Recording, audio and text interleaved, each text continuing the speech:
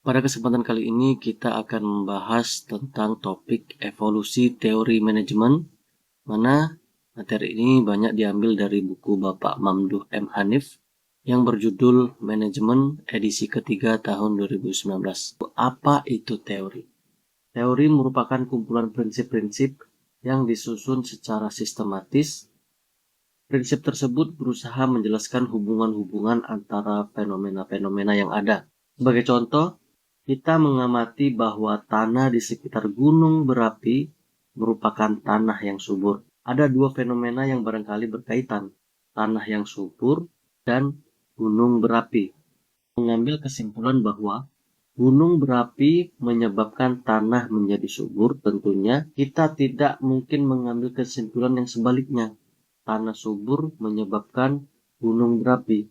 Kita sudah satu langkah lebih maju, kemudian orang lain mengamati bahwa ada tanah yang subur meskipun tidak berada di dekat gunung berapi. Dengan bukti yang baru tersebut, kita melakukan pengamatan lebih lanjut sampai pada kesimpulan bahwa bukan gunung berapi itu sendiri yang membuat tanah subur, melainkan zat yang dikeluarkan gunung berapi yang dinamakan sebagai humus. Disimpulkanlah bahwa humus bisa membuat tanah menjadi subur. Selanjutnya, kita bisa membuat prediksi kalau tanah diberi humus, tanah tersebut akan subur. Nah, ada contoh juga, misalnya ada bapak petani yang mempunyai tanah yang tidak subur dan sangat menginginkan tanah yang subur. Kemudian kita tahu ada teori humus, di mana tanah bapak petani tersebut diberi humus dan menjadi subur. Nah, contoh ini memberikan ilustrasi bahwa teori bisa dimanfaatkan. Jika tadi bapak petani tidak tahu teori humus, dia akan mencoba-coba terus agar tanahnya menjadi subur. Bagaimana caranya? Mungkin pertama dia akan memberi sesaji atau sajen setiap malam Jumat Kliwon mungkin. Kemungkinan yang kedua, petani tersebut akan membeli traktor. Kan bahwa bapak petani tersebut melakukan coba-coba atau trial and error. Coba-coba melakukan karena tidak tahu teori bagaimana menyuburkan tanah. Kita tahu ya, melakukan coba-coba ini kurang efisien. Teori bisa meminimalkan coba-coba. Secara singkatnya, teori manajemen bisa membantu memajukan praktik manajemen. Baik, kita masuk pada slide berikutnya, yaitu tentang teori manajemen kuno. Manajemen telah dipraktikkan oleh masyarakat kuno. Sebagai contoh saja, bangsa Mesir atau Egypt bisa membuat piramidnya. Kemudian bangsa Cina, contohnya ada tembok Cina. Bangunan yang cukup kompleks yang hanya bisa diselesaikan dengan koordinasi yang baik. Kekaisaran Romawi mengembangkan struktur organisasi yang jelas dan sangat membantu komunikasi dan pengendalian. Sehingga pada saat itu berapa ribu orang dan berapa tahun untuk menyelesaikan satu piramid. Di sini membutuhkan koordinasi yang baik. Meskipun manajemen telah dipraktikkan dan dibicarakan di zaman kuno, tetapi kejadian semacam itu relatif sporadis dan tidak ada upaya yang sistematis untuk mempelajari manajemen. Karena itu, manajemen selama beberapa abad kemudian terlupakan. Karena ilmu ekonomi berkembang terlebih dulu. Ekonomi biasanya mengasumsikan manajemen yang sudah efisien. Oleh karena itu, studi manajemen tidak berkembang. Kemudian alasan yang kedua, alasan lainnya, yaitu karena manajemen adalah seni atau praktek, bukan suatu ilmu. Jadi pada saat itu, manajemen sering dianggap sebagai seni atau praktek, bukan ilmu. Nah, kemudian pada akhir abad ke-19-an, perkembangan baru membutuhkan studi manajemen yang lebih serius. Pada waktu industrialisasi berkembang pesat dan perusahaan-perusahaan berkembang menjadi perusahaan raksasa, pengelolaan perusahaan besar tentunya semakin kompleks hingga studi manajemen yang lebih serius semakin diperlukan. Baik, selanjutnya kita masuk pada teori manajemen klasik. Sini ada dua pioner atau pendahulu. Yang pertama, Robert Owen pada tahun 1771 sampai 1858. Robert Owen merupakan seorang manajer dan pemilik beberapa pabrik kapas di Inggris. Pada waktu itu kondisi kerja di pabrik itu sangat buruk. Owen sampai pada kesimpulan bahwa manajer harus menjadi pembaharu atau reformer. Beliau melihat peranan pekerja yang cukup penting sebagai aset perusahaan. Kerja bukan hanya merupakan input, tapi merupakan sumber daya perusahaan yang signifikan. Dan yang kedua, Charles Babbage pada tahun 1792 sampai 1871. Babbage merupakan profesor matematika di Inggris. Dengan latar belakang kuantitatifnya, beliau percaya bahwa prinsip-prinsip ilmiah dapat diterapkan untuk meningkatkan efisiensi produksi. Produktivitas naik, biaya operasi turun. Nah, kontribusinya terlihat dari buku yang ditulis dengan judul On the Economy of Machinery and Manufactures. Nah, dia percaya bahwa metode kuantitatif bisa digunakan untuk menganalisis persoalan suatu perusahaan, seperti untuk mengefisienkan penggunaan bahan baku atau fasilitas lainnya. Kemudian kita masuk pada teori manajemen ilmiah. Teori manajemen ilmiah muncul karena kebutuhan untuk meningkatkan produktivitas. Pada awal abad ke-20, perusahaan raksasa bermunculan, sementara penawaran tenaga kerja relatif kurang. Salah satunya ada Frederick Winslow Taylor pada tahun 1856 sampai 1915. Frederick Taylor disebut sebagai bapak manajemen ilmiah. Taylor memfokuskan perhatiannya pada studi waktu untuk setiap pekerjaan. Manajemen ilmiah menurut Taylor didasarkan pada beberapa langkah atau prinsip. Nah, prinsip manajemen ilmiah menurut Taylor, yang pertama, mengembangkan ilmu atau sains untuk setiap elemen pekerjaan untuk menggantikan metode perkiraan yang tanpa didasari ilmu. Kemudian kedua, memilih karyawan secara ilmiah dan melatih mereka untuk melakukan pekerjaan seperti yang telah ditentukan pada langkah 1. Kemudian langkah yang ketiga, mengawasi karyawan untuk memastikan bahwa mereka mengikuti metode yang telah ditentukan untuk mengerjakan suatu pekerjaan seperti langkah 1. Pengawasan dilakukan secara ilmiah pula. Nah, prinsip manajemen ilmiah yang keempat, kerjasama antara manajemen dengan pekerja ditingkatkan. Persahabatan antara keduanya juga ditingkatkan. Sini Taylor berpendapat bahwa agar prinsip tersebut sukses, diperlukan revolusi mental yang menyeluruh, baik dari sisi manajemen maupun sisi pekerja.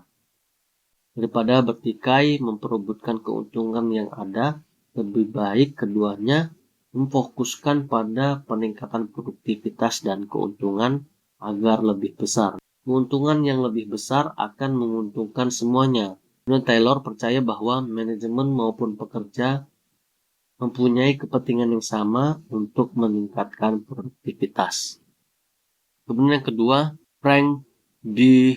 Gilbert pada tahun 1868 sampai 1924 dan Lillian Gilbert pada tahun 1878 sampai 1972. Keduanya merupakan suami istri yang mempunyai minat yang sama terhadap manajemen. Keduanya mengembangkan rencana promosi 3 tahap yang ditujukan sebagai program pengembangan karyawan dan untuk menaikkan semangat kerja karyawan. Kemudian yang ketiga, ada Henry L. Gantt pada tahun 1861 sampai 1919. Dan ini pernah bekerja dengan Taylor, kemudian dia bekerja sendiri dan melakukan perbaikan metode Taylor. Dia melakukan perbaikan metode penggajian Taylor atau differential system, karena menurutnya metode tersebut kurang memotivasi pekerja. Setiap pekerja yang dapat menyelesaikan beban kerja hari itu akan menerima 50 sen. Pengawas atau supervisor akan memperoleh bonus untuk setiap pekerja yang berhasil memenuhi standar kerja pada hari itu. Pengawas juga akan memperoleh bonus tambahan apabila semua karyawan dapat memenuhi standar yang telah ditentukan. Dengan insentif semacam itu, pengawas diharapkan akan melatih pekerja dengan lebih baik. Nah, kemudian masuk pada sumbangan dan keterbatasan teori manajemen ilmiah. Pertama sumbangannya, teori produksi massal, yaitu barang diproduksi dengan cepat dan sebanyak-banyaknya merupakan proses produksi yang sangat efisien. Kemudian untuk keterbatasannya, asumsi bahwa manusia atau pekerja akan berusaha memenuhi kebutuhan ekonomi dan fisiknya tidak selalu benar. Baik, kita masuk pada teori organisasi klasik. Teori manajemen ilmiah fokus pada upaya peningkatan produktivitas. Sedangkan teori organisasi klasik atau teori administrasi klasik fokus pada kebutuhan mensistematisasi cara-cara pengelolaan organisasi yang semakin kompleks. Jadi yang pertama ada Henry Fayol pada tahun 1841 sampai 1925. Henry Fayol sering disebut sebagai bapak aliran manajemen klasik karena upaya mensistematisir studi manajerial.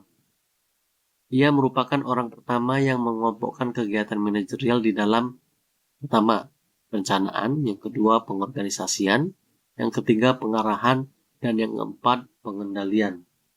Nah, kemudian di sini ada 14 prinsip praktek manajemen yang efektif menurut Henry Fayol. Yang pertama, pembagian kerja. Spesialisasi membuat kerja lebih efisien. Lini perakitan merupakan contoh spesialisasi. Yang kedua, wewenang. Manajer harus memberikan perintah agar bisa dikerjakan. Wewenang formal memberikan hak untuk memerintah, tapi wewenang personal juga harus dicapai agar perintah lebih efektif. Di sini contohnya, wewenang personal adalah keahlian yang dimiliki oleh seorang manajer atau pengetahuan yang melebihi pengetahuan karyawannya. Kemudian yang ketiga, disiplin. Anggota organisasi harus mematuhi aturan dan perjanjian yang mengatur organisasi. Di sini disiplin dihasilkan dari kepemimpinan yang baik pada setiap tingkat organisasi, perjanjian yang fair, misal prestasi akan dihargai lebih, dan hukuman atas pelanggaran. Kemudian yang keempat, kesatuan komando. Setiap karyawan hanya menerima instruksi dari satu atasan.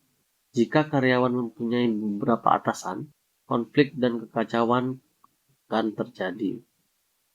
Yang kelima, kesatuan pengarahan. Kegiatan-kegiatan dalam organisasi yang mempunyai tujuan yang sama harus diarahkan hanya oleh satu manajer dengan menggunakan rencana tunggal. Yang keenam, kepentingan individu harus tunduk pada kepentingan organisasi. Jadi kepentingan individu tidak boleh mengatasi kepentingan organisasi. Kemudian yang ketujuh, penggajian. Sistem penggajian harus fair baik untuk manajer maupun karyawannya. Kemudian yang kedelapan, sentralisasi. Manajer bertanggung jawab terhadap organisasinya karena itu bisa memberikan perintah kepada karyawan. Tetapi pada saat yang bersamaan, karyawan harus diberi wewenang yang cukup untuk melaksanakan pekerjaannya. Dengan demikian, tingkat sentralisasi dan desentralisasi yang optimal harus dicari. Kemudian yang kesembilan, ada hierarki. Garis wewenang dalam organisasi turun dari manajer puncak sampai ke karyawan tingkat bawah dalam suatu organisasi. Kemudian yang ke-10, perintah, order. Sumber daya atau materi dan manusia harus dikoordinasikan sedemikian rupa sehingga selalu siap pada waktu dan tempat yang diperlukan. Yang ke-11, kesamaan. Manajer harus fair dalam memperlakukan karyawan dan bersahabat dengan karyawan. Yang ke-12, stabilitas staf. Perpindahan kerja atau turnover yang tinggi harus dihindari karena membuat organisasi tidak efisien. Kemudian ke-13, inisiatif. Karyawan diberi kebebasan untuk berinisiatif melakukan pekerjaannya. Terakhir, ke-14, esprit de corps. Itu kerja tim, semangat tim, rasa persatuan dan kebersamaan harus didorong dan dipelihara. Kemudian lanjut, yang kedua ada Max Weber pada tahun 1864 sampai 1920. Max Weber merupakan ahli sosiologi Jerman yang mengembangkan teori birokrasi. Menurutnya, suatu organisasi yang terdiri dari ribuan anggota membutuhkan aturan yang jelas untuk anggota organisasi tersebut. Adapun organisasi yang ideal adalah birokrasi di mana aktivitas dan tujuan diturunkan secara rasional dan pembagian kerja disebutkan dengan jelas. Nah, di sini sumbangan dan keterbatasan teori organisasi klasik. Pertama, sumbangannya, sistematisasi masih mempunyai pengaruh yang cukup besar dan memberikan pandangan atau insight terhadap bidang-bidang yang harus dianalisis untuk meningkatkan efektivitas manajemen. Keterbatasannya, teori organisasi klasik ini dikritik karena nampaknya teori ini lebih tepat untuk lingkungan yang stabil, tidak cepat berubah-ubah. Kemudian kita lanjut pada teori organisasi klasik. Yang keempat,